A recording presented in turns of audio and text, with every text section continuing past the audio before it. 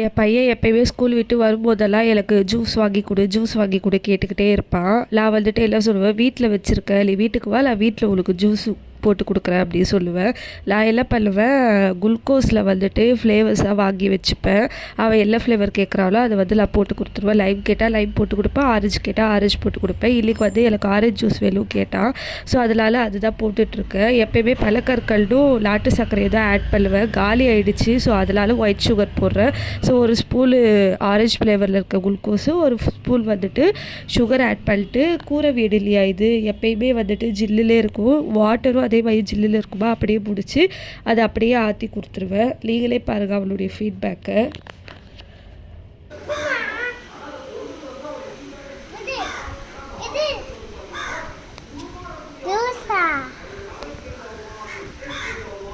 எப்படி இருக்கு?